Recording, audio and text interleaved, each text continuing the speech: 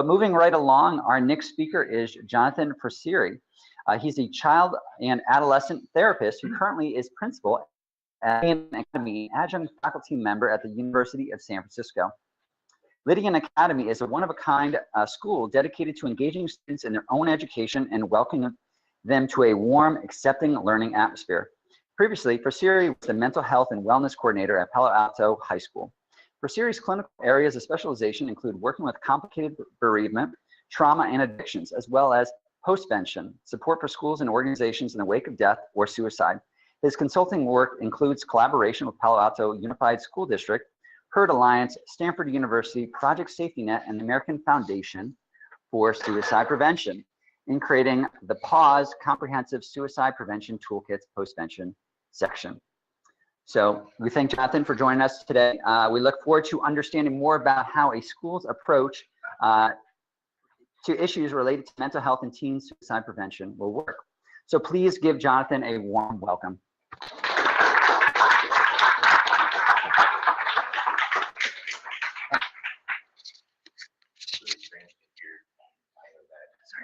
Yes, thank you. It's really an honor to be here. I want to start off by saying how humbling it is to be able to speak on this topic. This is a huge topic. What are schools doing in this area of teen suicide prevention? And what you're going to hear from me today is really my observations and the evolution of my career. My career started in the field of death and dying. And I don't mean with respect to suicide. I worked for a grief organization in 2010 called CARA, based in Palo Alto.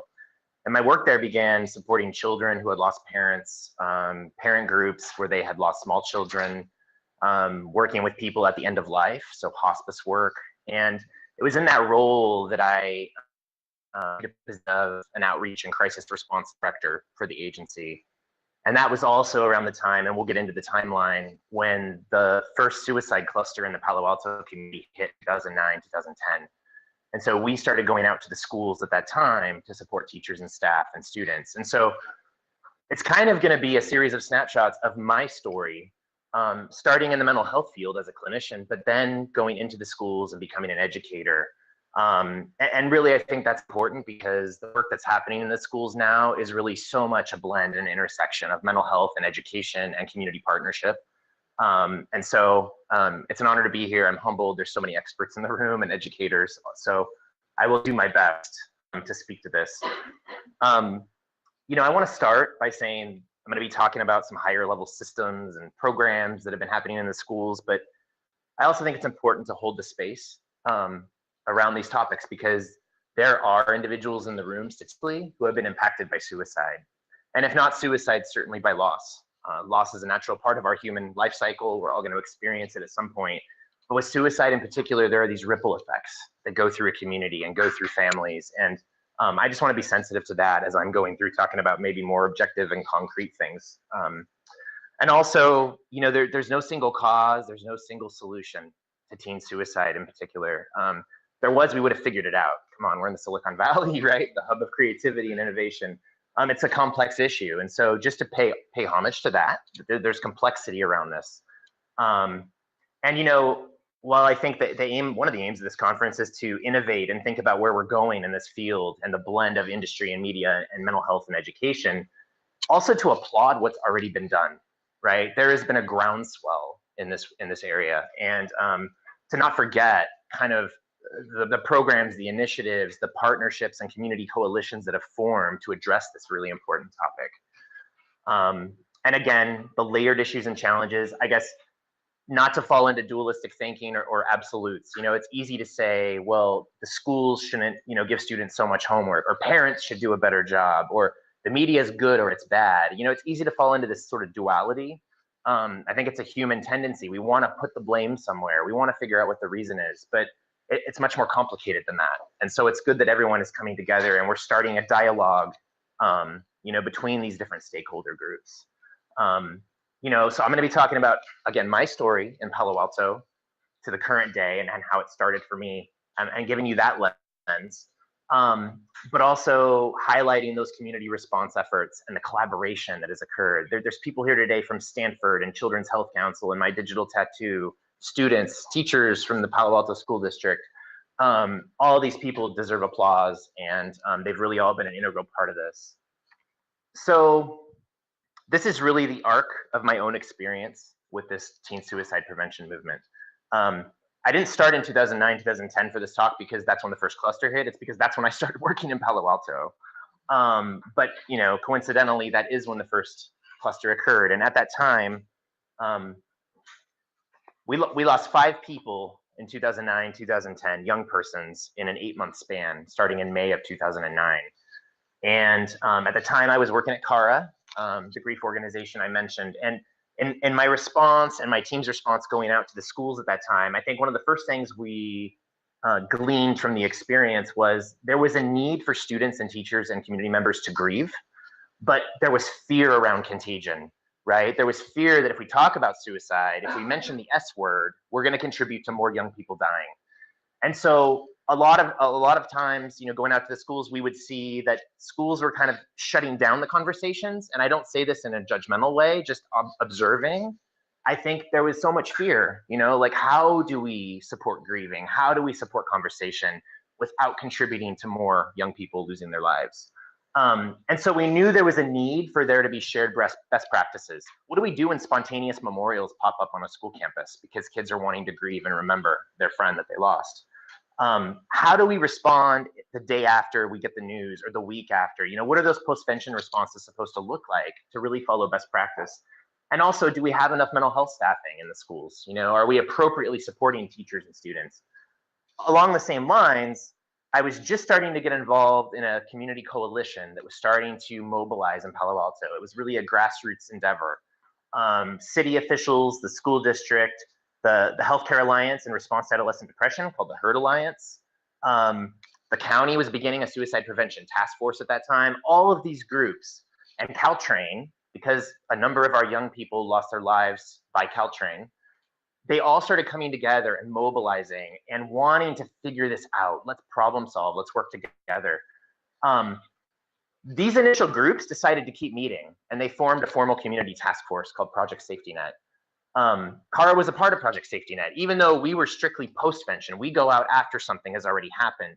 We knew that we needed to be a part of prevention and intervention, and that postvention was an inextricable link in that process. A really good colleague of mine and professor at Stanford Department of Child and Adolescent Psychiatry, Shashank Yoshi, he's a co-founder of the HERD Alliance, and he would always talk about how suicide prevention is a 3-legged stool. You have the mental health promotion piece, right? Raising awareness and talking about mental health. Intervention in the crisis. How do we respond to teens that are at risk? How do we get them the help they need?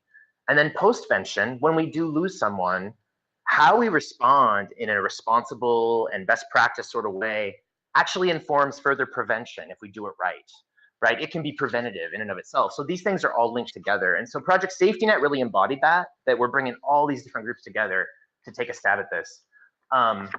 At the same time, there were meetings that were starting to happen with the American Foundation for Suicide Prevention representatives and PSN with the local papers and the local media, because part of what the fear was at the time was that the way stories were being reported on when we were losing young people may not be adhering to best practice guidelines for how to report. Things like front page articles with the headline suicide on the front, or details about the person that died and maybe their photo, and what they would say now, more sensationalized reporting. I don't think we knew as much then, we were starting to. And so these meetings started to happen because we wanted to bring the media in as part of the solution. That was really important as an objective. At this time, I started a private practice in Palo Alto. I was working with teens and young people, and I began to hear through the grapevine that there was this really cool program at Gunn High School that started up after this cluster year called Sources of Strength. And I put it on here today because it's a really important program in the sense that, yes, it's on SAMHSA's top 5 registry for evidence-based prevention programs. But what Sources of Strength is really, what's really great about it is it brings student peer leaders and trusted adults together on a school campus to spread messages of hope, help, and strength. The worry around contagion is that the stories we tell are contributing to a certain narrative, right? And that narrative in a way contributes to more people being at risk, or if they're already at risk, making them more vulnerable.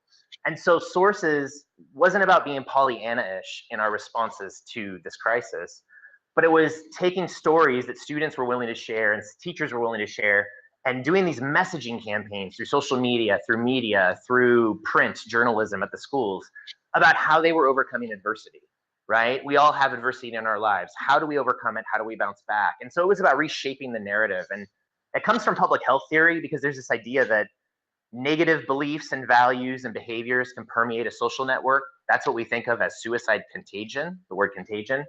But contagion is really a neutral word. It doesn't have to be negative. So sources of strength would talk about how we can have a contagion of hope, or we can have an epidemic of strength. And it's all about how we use those social networks and get those messages out there that really permeates and has that influence. Another major assumption of sources was that adolescents reference their peers more than any other group developmentally. Our youth survey data in these years following the first cluster, and actually more recently from like the California Healthy Kids surveys and other data pools that we collected, really validates this. Our students were telling us that yes, they reference their peers more, they would be more likely to go talk to a peer than they might be to go talk to an adult. So this program was really important, and I think really vital in kickstarting this movement in the schools. At the same time, there were a number of folks from Stanford, the schools, American Foundation for Suicide Prevention. I was a part of this with my role at CARA because these folks wanted to put together a guideline or a roadmap for schools. How do schools respond not only to suicide that's occurred, but how do they promote mental health? How do they intervene when there's a crisis? And so this was looking at the three legs of the stool. And the first iteration of the toolkit was published in 2013. And school staff were trained in the toolkit and postvention response and intervention response. And that was a really important measure as well at the time. I'm not going to go through all these because I want to be mindful of time, but there were so many other programs that were starting to happen at the schools. Peer-to-peer support. I've done high school a program called ROCK, Reach Out, Care, Know, where students were trained to be rocks for their peers, sort of akin to a peer counseling model with an advisor overseeing the program. Gatekeeper trainings, QPR, it's sort of like CPR is not just for doctors. We can all get trained in CPR. The idea is that QPR can be for anybody. How do you ask somebody the question if they're at risk for suicide? How do you persuade them to get help and refer them to get help? There were more therapists being employed by the schools in-house, not contracting out all of our services. And then again, with the media, Project Safety Net in 2013 met with reps from Facebook and Yahoo, and Larry Magid is here today, I believe. Yes, I believe you were a part of one of these meetings, Larry, with this group of folks. And they talked about actions, that social media could take to actually contribute to suicide prevention. Things like having the NSPL lifeline visible and accessible, or having a get help button for people to use when they were in danger, when they were online.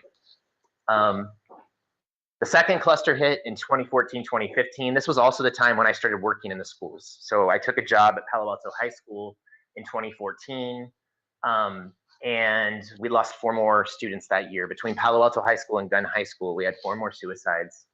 And it was in the spring of that year, 2015, that the Board of Education in Palo Alto said, you know what, we need to get more upstream.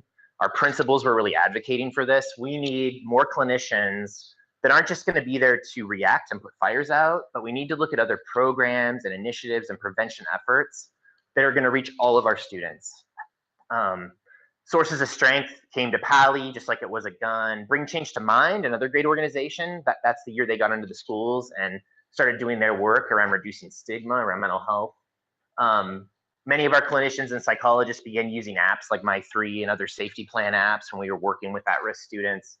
And also really critical this year in 2015, the city, the schools, a lot of these folks came together and they actually made a request to the County of Santa Clara that we enlist the CDC's support in coming out to do an EPI Age study of Santa Clara County, an epidemiological study of suicide contagion in our county. There was a precedent for this. Fairfax County in Virginia had just been going through their EPI Age. They had also had a suicide cluster of young people. And really why it's important is this idea that the CDC usually does EPI Age for outbreaks, right? Communicable diseases that are spreading. And so the idea that a contagion, suicide's not a communicable disease in the sense that I can sneeze and you catch it from me. But there is this fact, we know this to be true, that contagion is real, right? That we know values and ideas and beliefs can spread through a network. And so the CDC started doing these EPI Aids in Fairfax, and they agreed to come out to Santa Clara County and do one with us as well. just full transparency, some of the challenges, these were awesome, these things that were happening. There was an article released in December of 2015 called the Silicon Valley Suicides. It was challenging, the timing of the release of that article, because we were in the 1-year anniversary period of losing the 4 students from the year before. And also the EPI Age team was set to come out in February of 2016. So there's already a lot of attention on suicide in Palo Alto and what's wrong with this community. And, you know, I think the article took a lot of criticism in terms of not following all the guidelines, but I think, you know, more than that, the timing was just really challenging, especially around the holidays. And we know that the holidays can be challenging for folks who've lost people, especially. You know, there was a lot of EPI Age attention in the media. This is getting ahead a little bit, but 13 Reasons Why, the Netflix series that aired in 2016. You know, all of these things, I would say the pros, they started conversation, right? A lot of conversation. Like even students were now really speaking up and saying, you know, we have strong opinions and feelings about articles or Netflix series that are coming out. And so in a way that was a good thing because it was bringing attention to it. But I also think coming out of the second cluster, there was still that fear, you know, are we increasing risk for those who are already at risk? In September of 2015, an epidemiologist named Madeline Gould came out to Palo Alto, and she gave a very impactful presentation. There were people there from the media, there were students there from Palo Alto High School and Gunn High School, teachers, medical professionals, and what she was talking about was, she talked about suicide prevention, but she was really focusing on this notion of changing the narrative. How are we creating a narrative around this in our community? And after this talk, there's an amazing woman at Gunn High School. I have to shout out to Christy Blackburn, the Oracle advisor. The Oracle is a student publication at Gunn High School.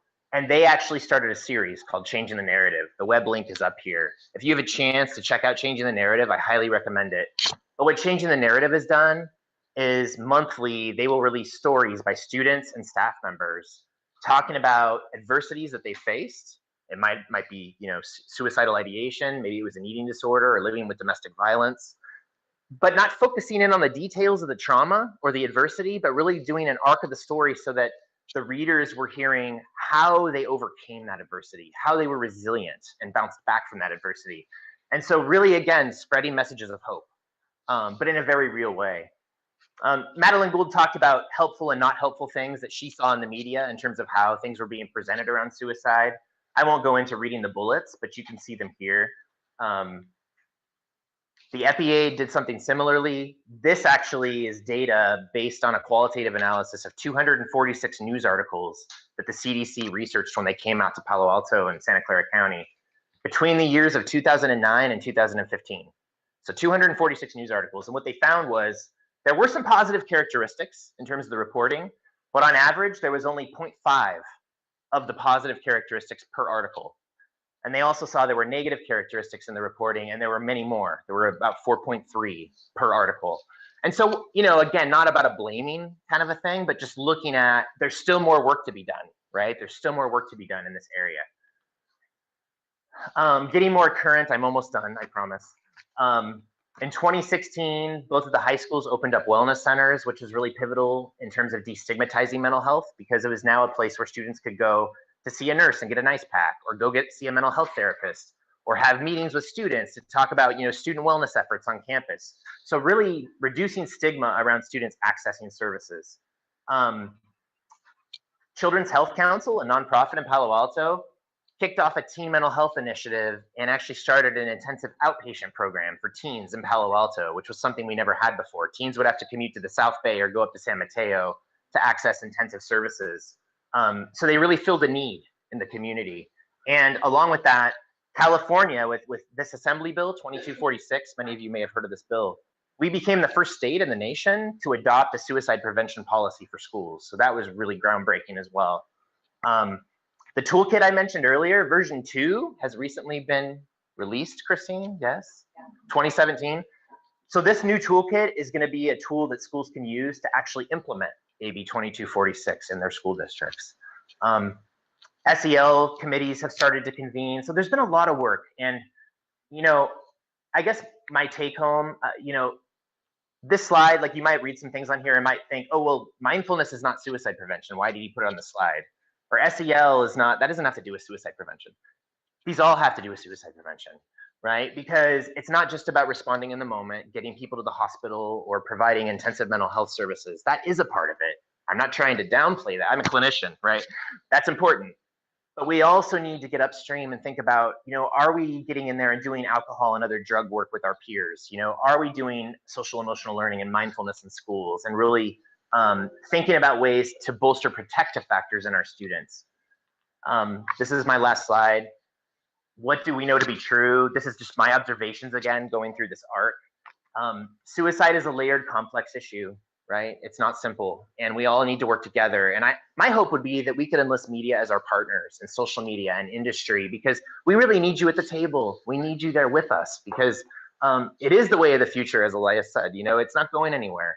And then, you know, this idea that contagion is real. So let's leverage it in the direction of good, right? Let's spread messages of hope and strength. And lastly, we need to bring the students into the mix, because it's their voice, they really have the most power to change these cultural norms around mental health and suicide. Thank you. I've probably gone over by a couple minutes, but I really appreciate you listening.